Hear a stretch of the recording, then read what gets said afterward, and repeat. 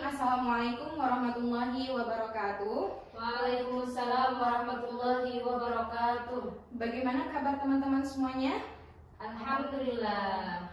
Oke, alhamdulillah, semoga kita senantiasa dalam keadaan sehat walafiat. Baik teman-teman semuanya, sebelum kita mulai ke mata kuliah pada hari ini, izinkan saya untuk memperkenalkan diri terlebih dahulu. Nama saya Suci Putrani Azhari, biasa dipanggil Suci. Saat ini saya sebagai mahasiswa magister Pendidikan Agama Islam UIN Sunan Kalijaga yang sedang melakukan field study di Fakultas Syariah dan Hukum UIN Sunan Kalijaga. Oke. Baik teman-teman semuanya, hari ini kita akan belajar tentang fikih ibadah 1 ya. Dan ini merupakan mata kuliah wajib di semester 2. Teman-teman semester 2? Iya. Oke, ya. Untuk yang pertama, saya akan menampilkan RPS atau rencana pembelajaran semester. Di sini ada CPL, capaian pembelajaran. Teman-teman bisa lihat. Dan yang ingin saya sampaikan terkait dengan CPMK atau capaian pembelajaran mata kuliah, yang mana capaian pembelajaran pada mata kuliah ini yaitu mahasiswa mampu memahami konsep fikih ibadah serta mengamalkannya dalam kehidupan sehari-hari. Teman-teman tahu apa itu fikih? Tahu. Tahu. Fikih artinya apa? Pemahaman. Oke. Ya, baik teman-teman semuanya, di sini di RPS ini saya akan menampilkan juga yang mana referensi yang teman-teman jadikan dalam tugas selama 1 semester terkait mata kuliah fikih ibadah ini.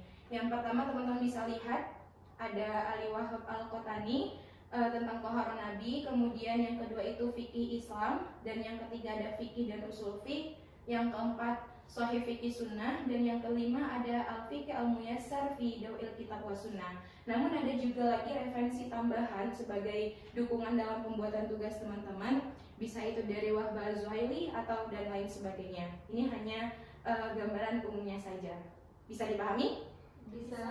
Oke.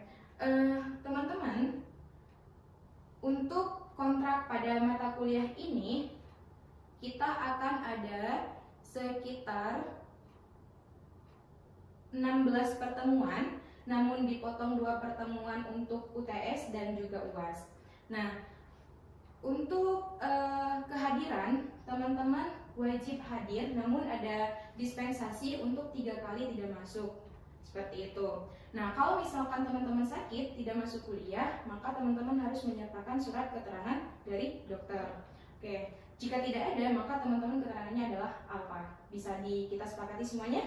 Bisa. Oke. Ya. Kemudian untuk penilaiannya pada mata kuliah ini, di sini kita ada 100% ya untuk secara keseluruhan. Yang pertama tugas atau presentasi nanti selama dikurang 2 jadi 14 pertemuan ya. Jadi selama 14 pertemuan kita akan ada tugas dan itu membuat makalah, dan juga teman-teman berkelompok melakukan presentasi terkait tema yang sudah dipaparkan di RPS. Kemudian UTS-nya ada 35% penilaiannya, kemudian UAS-nya 35%. Apakah ada negosiasi untuk nilainya? Dari Mbak Isna? Kenapa kalau misalkan nilai akhir semester udah digedein? Oke, yang UAS-nya ya? Ya. Berapa persen? 40%. Dari Mbak Husnu? Tidak sih, Kalau Iya. dong, itu kan tugas sama presentasi bukan beda ya? Atau Iya, bisa berbeda. Kenapa? Karena tugasnya kayaknya bisa dibanyakin, kan ada tugas terus bisa ada presentasi juga. Oke, ya kita negosiasi sekarang ya. Untuk kesepakatannya berarti UTS-nya 30 aja. tetap 30. Jadi presentasinya Untuk 35. Kalau UAS-nya 35 tetap 35. Apakah itu udah 100%? udah. Kalau tugas untuk presentasi 35 bisa. Di sini 40 ya, karena UAS kan. Kalau enggak. seperti ini bagaimana? Enggak sepakat karena ujian akhir semester kan lebih banyak ininya. Oke.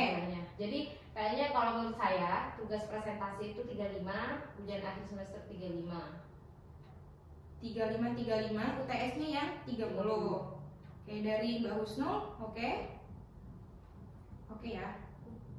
Oke, bisa kita selesai. Enggak, masih belum. Itu Itu UTS itu 30. yang UTS 30, yang UAS baru 35. Itu kebalik. Oke, seperti ini Ya, bisa disepakati? sepakat. Sepakat ya? Oke. Iya. Nah, nanti setelah ini ketua kelas akan menandatangani kontrak belajar kita terkait dengan penilaian dan juga nanti mata kuliah yang akan kita bahas selama 1 semester di mata kuliah fikih ibadah ini. Oke, untuk yang pertama mungkin kita belum masuk ke presentasi karena kita masih pertemuan awal yaitu kontrak belajar. Namun di sini saya akan memberikan pengantar terlebih dahulu terkait dengan materi toharoh. Oke, karena di RPS-nya untuk pertama itu adalah tentang toharoh di sub CPMK-nya, kemudian bahan kajiannya ada hukum toharoh dan air. Namun di sini saya hanya menyampaikan ini sebagai tugas presentasi teman-teman, namun saya hanya menyampaikan pengantar awalnya saja seperti itu. Nanti dikaji lebih dalam di presentasi. Oke, untuk yang pertama yaitu terkait dengan toharoh. Teman-teman tahu apa itu toharoh? Bersuci. Bersuci. Oke, dalam bersuci di syariat Islam itu terbagi ke dalam 3 jenis ya. Yang pertama ada Wudu, tayamum, Mandi wajib. mandi wajib. Oke, yang teman-teman ketahui tentang wudu itu apa? Untuk menghilangkan hadas kecil. Menghilangkan hadas kecil. Oke, tayamum, kapan kita akan melakukan tayamum? menghilangkan hadas kecil di saat tidak ada air. Di saat tidak ada air. Oke, namun kalau yang selanjutnya mandi wajib itu Menghilangkan hadas besar. hadas besar. Oke, untuk yang pertama terkait dengan materi toharoh ini, kita akan bahas tentang pengertian toharoh, media toharoh, dan juga macam-macam toharoh. Ya mungkin teman-teman ketika di SMA, SMP sudah pernah membahas ini. Namun di sini kita mengulas kembali. Ya, yang pertama pengertian toharoh secara bahasa mungkin bisa dibaca oleh Mbak Husnu. Secara bahasa, keterjagaan dan kesucian dari kotoran, baik yang bersifat hissi atau yang tampak seperti kencing ataupun yang bersifat maknawi yang tidak tampak zatnya, seperti dosa atau maksiat. Oke, kalau secara istilah Mbak Isna. Menghilangkan sesuatu yang menghalangi sholat berupa hadas atau najis dengan media toharoh yang yakni air atau debu. Oke, nah dari kedua makna atau istilah dari toharoh ini dapat kita simpulkan bahwa toharoh itu adalah hakikatnya mensucikan dari hadas maupun najis. Oke, atau di dalam fikih itu dijelaskan izalatun najasah gitu ya. Oke, kemudian dari pengertian ini terdapat 2 macam toharoh. Yang pertama toharoh zohir, yaitu seperti kita berwudu hendak melakukan sholat dan mandi. Kemudian toharoh batin, seperti mensucikan hati dari 3 penyakit hati. Oke, berikutnya yaitu media untuk bersuci. Nah, teman-teman biasanya bersuci menggunakan apa? Air. Air mengalir. Air mengalir. Kalau air kopi bisa nggak dijadikan untuk bersuci? Enggak. Nggak, kenapa? Kalau air suci tapi tidak bisa mensucikan nggak sih? Oh iya benar, Mbak Isna. Kalau misalkan di sini ada air, kemudian ketika kita tidak menemukan air, tadi di bahasan yang awal kita harus melakukan apa? Tayamum. Tayamum. Tayamum itu dengan apa? Debu. Debu. Kondisi debunya apakah debu di jalanan? Boleh di tempat. Boleh di jalanan. Enggak boleh. Nggak boleh. Tapi bolehnya kayak misalkan di kaca atau di sesuatu yang padat. Oke. Kalau misalkan di dinding ini? Boleh. Boleh. Oke. Ya bisa dipahami ya. Nah, di sini ada tadi macam-macam air ya. Sebenarnya di sini dituliskan macam-macam air. Salah satunya tadi kalau air kopi dia suci namun tidak mensucikan. Nah, termasuk ke dalam yang kategori kedua ini. Nah, dari pengertian ini, yang pertama air suci dan mensucikan atau air mutlak. Kemudian ada air suci tetapi tidak mensucikan. Kemudian ada air najis dan ada air makruh. Air makruh itu yaitu air yang musyammas, terkena Matahari. sinar matahari. Oke. Ya. di sini ada macam-macam toharoh, mungkin tadi sudah sempat kita bahas. Dan berwudu, mungkin ini juga teman-teman udah tahu ya secara bahasa dan istilah apa itu wudu. Nah, di sini ada dalil dalam Al-Quran yang menyarankan kita atau menganjurkan kita untuk melakukan wudu. Jadi itu berdasarkan dalil, bukan yang dibuat-buat oleh kita manusia. Nah, ini dari firman Allah. Mungkin bisa dibaca Mbak Isna. Bismillahirrahmanirrahim. Ya ayyuhalladzina amanu idza qumtum ila sholati faghsilu wujuhakum wa aydiyakum ilal marafiqi wamsahu bi ru'usikum wa arjulakum ilal ka'bayn. Oke, artinya Mbak Usna?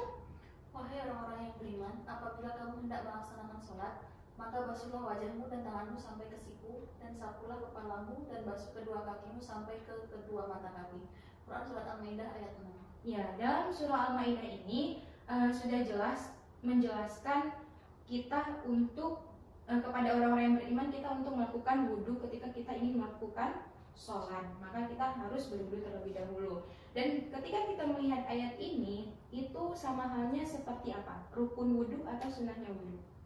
Kan dari mulai tadi ada fagsilu wujuhakum, kemudian aydiyakum, rukun ya. Oke. Ya, ini adalah bagian dari rukun kita saat berwudu. Jika ini tidak ada, maka wudunya sah apa tidak? Tidak, karena rukunnya tidak terpenuhi. Iya, rukunnya tidak terpenuhi. Oke, nah ini fardu wudu atau rukun wudu. Kemudian sunah-sunahnya. Sunah-sunahnya ini banyak ya. Ada bersiwak, kemudian mencuci tangan 3 kali, berkumur-kumur atau madmadoh, kemudian istinsyak atau istinsar. Kalau istinsyak itu memasukkan, sedangkan istinsar adalah mengeluarkan. Nah, ini teman-teman bisa baca sendiri. Ada hal yang membatalkan wudhu juga, yaitu yang pertama hilangnya akal karena tidur, dalam artian dia pulas ya tidurnya. Kemudian keluar sesuatu dari 2 lubang, baik dari dubur maupun kubul. Kemudian bersentuhan kulit antara laki-laki dan perempuan. Dan yang terakhir menyentuh dubur dan kemaluan sendiri maupun orang lain dengan telapak tangannya. Dalam artian ketika kita berwudu itu tanpa ada alasan apapun kesentuh, maka hukumnya batal, maka wajib untuk mengulangi wudunya kembali. Nah, perkara dengan bersentuhan kulit antara laki-laki dan perempuan, ketika kita berada di Mekah, itu kita tidak bisa membatasi ya, ketika kita tawaf itu kita tidak bisa membatasi. Dan apabila batal wudunya, apakah kita harus berwudu kembali? Tidak perlu. Alasannya? Karena makna bersentuh. Nggak tahu deh. Oke, mungkin lebih ke ini ya, pendapat mazhab yang diambil ketika kita berada di Mekah tersebut. Karena kalau misalkan kita harus bersentuhan kemudian wudhu kembali dan balik lagi untuk tawaf, itu sangat masyaqqah, iya, adanya kesulitan. Karena agama itu adalah mudah, ad-dinu yusrun. Oke. Ya, selanjutnya ini ada mandi wajib. Tadi karena ada 3. Yang ketiga ini adalah mandi wajib, yang mana mandi wajib ini secara bahasa mengalir, kemudian secara istilah itu meratakan ke seluruh tubuh. Karena kalau dari rukunnya mandi wajib itu ada berapa? 2. Yang pertama niat, yang kedua meratakan, mengalirkan air ke seluruh tubuh.